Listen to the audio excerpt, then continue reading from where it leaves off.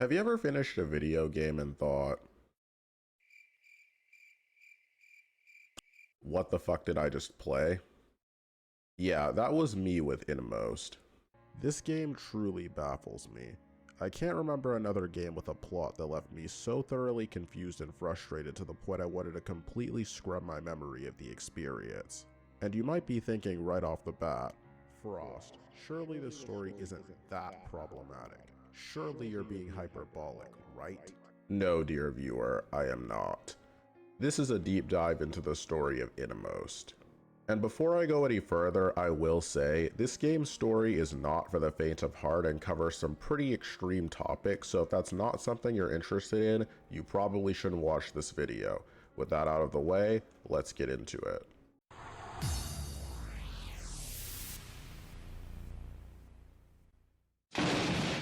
In the simplest form I can possibly explain it, INMOST is a story about pain, sadness, depression, and suicide. Obviously, there's nothing inherently wrong with this. If anything, these topics should be discussed more within society as opposed to less. However, INMOST goes wrong not in the topics it addresses, but rather how it addresses them. Before I get too deep into that though, we should start by covering what actually happens in this plot. Which isn't exactly easy to do given how difficult it is to follow this game's narrative. Look guys, I've played this game twice and I still don't fully understand what's going on. I think I have a decent enough grasp of events, but I'll just say if after 2 full playthroughs plus referencing online forums is still not enough to fully understand everything, I would argue that is a massive failure of storytelling. But no more segues, let's start from the very beginning. The story starts with a little girl named Lizzie climbing through an air vent to escape her room and being pursued by a strange black entity when a silhouette appearing to be a middle-aged man appears outside her house in the nick of time. We then cut to that same middle-aged man exploring an old rundown castle, which is immediately followed by another time skip where we see the elderly version of this man resting while the narrator talks about a tale about flowers. Does this sound confusing yet? Because if not, it will very soon. The narrator says the world was long dead until a stranger came by with a spark in his hand to bring light back into the world, with the cost of that light being a widespread existence of pain. And get used to hearing that word because I'm going to use it a lot more before we're done. The stranger eventually became known as the Keeper of the Spark, and he became a vessel for the pain felt by everyone across the lands. We then cut back to the present where the man gets chased through the old castle by a strange black figure that wants to give him a hug just a little bit too much. As far as I'm aware, this man's name is never stated in-game, but the end credits refer to him as Adam, so that's what I'll be calling him from now on, since I really don't want to keep saying the man every time I reference him. We then cut to the perspective of yet another character, a knight who's focusing on striking down the manifestations of pain that have materialized across the world. I should mention, every character switch I've covered so far happens in the first 30 minutes of this game, and the game is only 3 to 4 hours long, so you can do the math. I won't mention every switch that happens going forward, but just know it happens a lot, and it leads to the game's pacing being extremely rough. Eventually, Adam runs into an NPC who offers to tell him the backstory of how the world got to be the way it was if Adam brings him a certain number of pain crystals. What are those? These things right here. There are 85 total in the game, and if you want the full backstory, you're going to need to collect a lot of them. How many? Well, I don't know exactly. During this playthrough, I only got about 50 of them since I was not interested in using a guide to get the rest. Even then, there's plenty of dialogue I didn't get to hear courtesy of not having enough crystals. But since this is really the only way to get this information, you either have to suck it up and collect them, or just accept the fact you're not going to have this extremely vital information. Granted, the story is still confusing as fuck even if you do learn this information, just slightly less so. Later, Lizzie sees a strange figure resembling a knight in burning flames outside her house, but it's revealed to just be Adam. Lizzie runs to her mother for comfort, but her mother pushes her away, which is a really fucking terrible way for a mother to treat her child.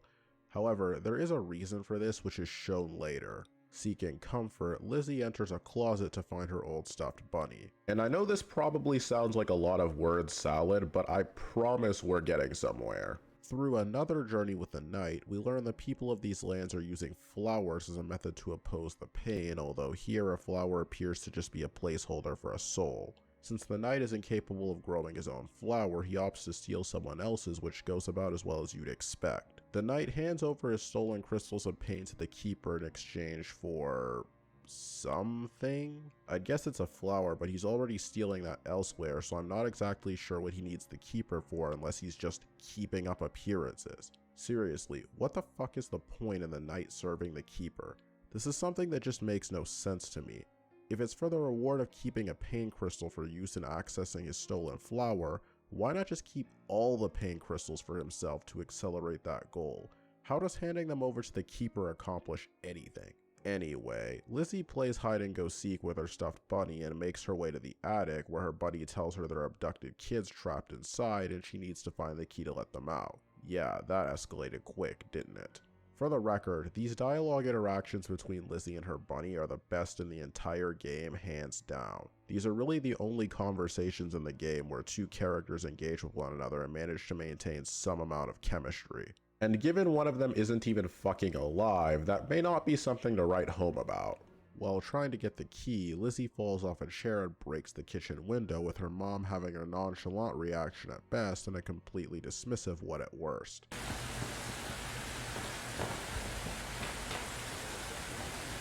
The next morning, she finds the locked attic door, but a loud bang coming from the other side sends her running straight back to her room. The next time she comes out, her mother threatens her with a knife, asking her, "Why are you still here?" and "Why don't you just disappear?" And oh boy, we are crossing into seriously fucked up territory now. And it's only going to get worse.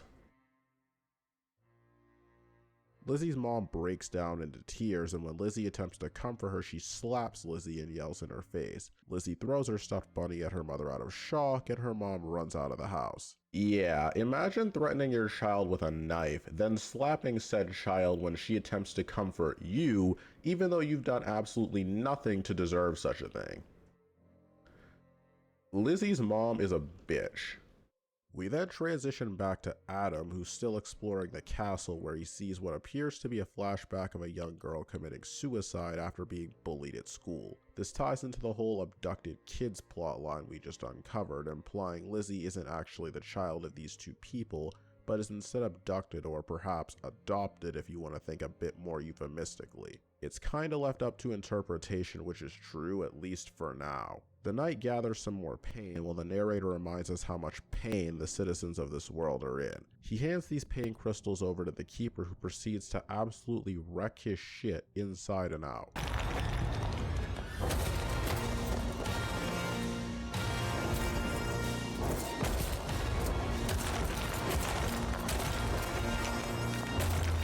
Almost as if the knight had no reason to work for the keeper and should have just done his own thing instead.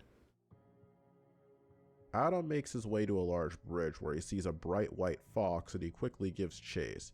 At least, I assume it's a fox, and honestly, it doesn't really matter. The point is, the fox is a manifestation of Adam's deceased wife. And this fox did show up multiple times before now, but this is the first time it's actually important. Adam turns into a spirit himself and shares a heartfelt moment with his wife as she holds what is maybe their child, or maybe it's just some object. I really don't know, it's not that clear. Their moment is cut short when Adam's wife falls back into corruption and pain, leaving him alone once again. Lizzie enters the attic looking for the abducted kids, but all she finds is an old dirty room with no signs of life. After searching the chimney, however, she finds a cellar full of old children's toys and books she's never seen before, affirming her belief these people are abducting kids. She then calls out for her mommy and daddy, which in itself is a pretty significant event. The knight uses the pain crystals to access the flower and regain his soul, but the keeper says fuck no to that and sends a big ass dragon to take him down, which the knight actually manages to kill. It doesn't matter though, the keeper just stabs him in the back right after and kills him regardless. Yup, kind of an anticlimactic way for this sequence to end. And for the record, this final boss fight against the snake is not playable. Yeah, the final boss is not playable in a video game. Let that sink in. Lizzie's mom comes back to the house, keep in mind she ran away earlier, saying the three of them are going to leave his family like they always wanted. She then follows this up by, no joke, stabbing herself in front of Lizzie, who watches her mother bleed out and die in front of her face. And this is where I wondered when the writers were going to stop. The abuse is one thing, but a grown woman killing herself in front of her very young child is extremely graphic and was honestly just really unnecessary. Adam races back home, but all he finds is his wife's lifeless corpse, after which the keeper gives him a nice helping of plastic surgery in the chest area. This is where the game's story really goes off the rails, if you can even believe that. And I'm not talking about excessive blood or gore. The game basically gives answers to every single unanswered question that existed to this point. The connection between the man and the night, or lack thereof, the ambiguity concerning his possible abduction of Lizzie, his relationship with her after the abduction, everything. It then goes into a long speech about how everyone has pain to deal with and some people are faced with more pain than they can overcome. There are more details, but that's pretty much all you need to know. Lizzie leaves the house in search of her real parents, but winds up falling and dying after the ledge she was standing on collapsed. Adam tries to save her, but fails. The narrator finishes off this highly flawed story by talking about how pain is always with us, but all we can do is fight to protect those who are still around, as opposed to dwelling on those we've lost. And then the credits roll. But don't worry, the credits aren't rolling on this video yet, because we still have more to cover. After playing through this game twice, and attempting to digest its story twice, I can confidently say this story just does not work well in terms of structure, pacing, and even a large portion of the actual content. Trying to understand this story without outside resources to fall back on was a total nightmare for me. The writers rely way too much on incredibly subtle hints and clues that are very difficult to piece together, at least on your first time seeing it all. And I know I said writers, but I should have said writer, since according to the credits, this entire story was only written by one person, and that in itself might have contributed a lot to the shit show. When I finished this story, I had no idea what the fuck happened. I didn't understand the relationships between the characters. I didn't understand how all these different perspectives were supposed to tie together, and I didn't understand what I was supposed to take away from it all beyond a surface level understanding. Don't get me wrong, I understand the message the writer wanted me to take from this game.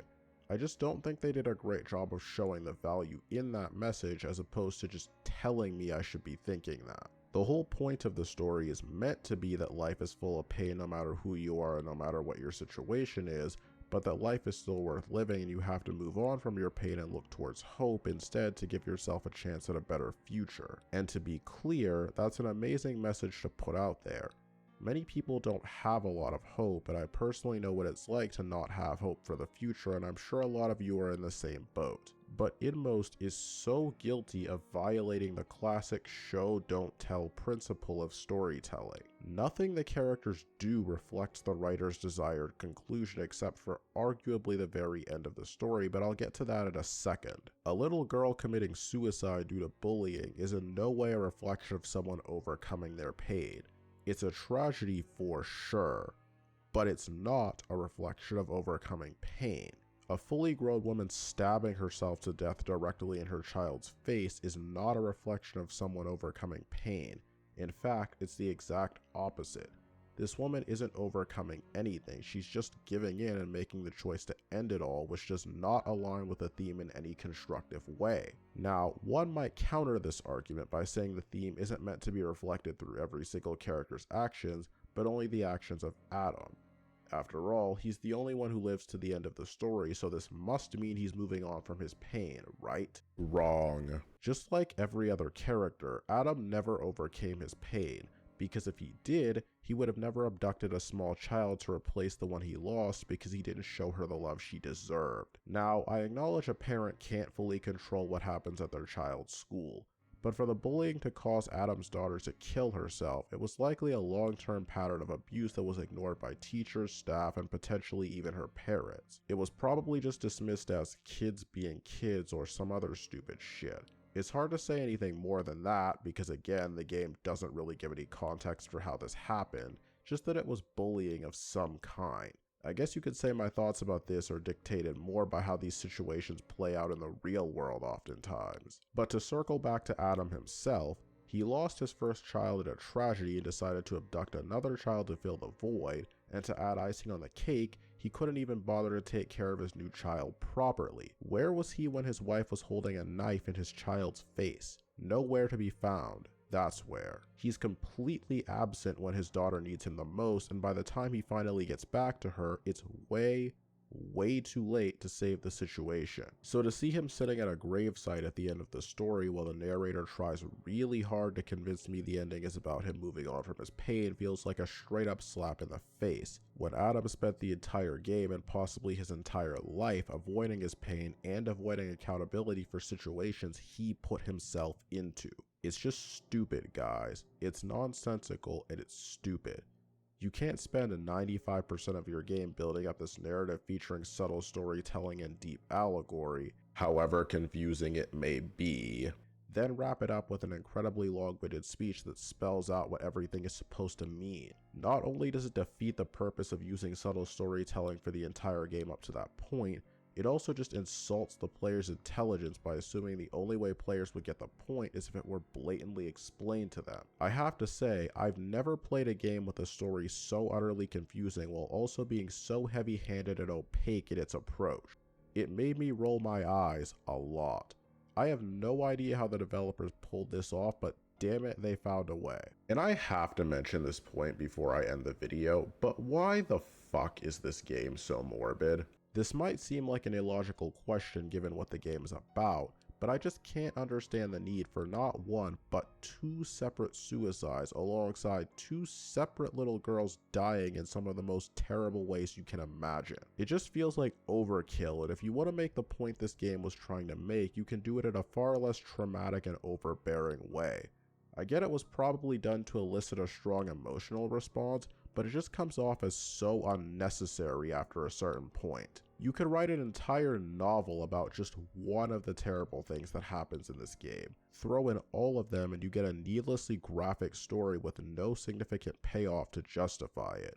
The devs really should have dialed this back. For a game that's supposed to promote the importance of hope, it could have used a little more hope and a little less hopelessness. I could nitpick a few other things about this narrative, but I don't want this video to get super long, so I'll just leave it here. I normally review games in their totality, but this game's story jumped out at me for so many reasons that I wanted to dive into it without also having to focus on gameplay analysis. If I could describe the gameplay in one sentence though, it would be the most basic Metroidvania style game you've ever played. As for whether I'd recommend this game,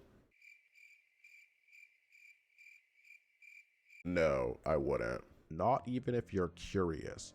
You're only going to get 4 hours of time with it, and that's if you're a slower player. Throw in all the issues I just talked about, and it's a pretty easy no for me. This game got me thinking about some heavy topics, which I suppose is a good thing, but I'd still say this is an adventure I wish I'd skipped. But as always, feel free to let me know what you guys thought about this game's story if you played it, as well as whether you agree or disagree with anything I said. Thanks for watching, and I'll see you in the next one.